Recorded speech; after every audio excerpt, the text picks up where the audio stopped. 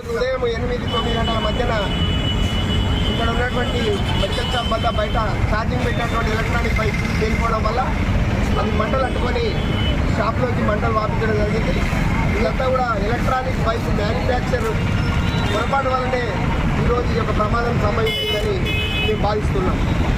సుమారుగా 40 నుంచి 50 లక్షల రూపాయలు నష్టం జరిగింది.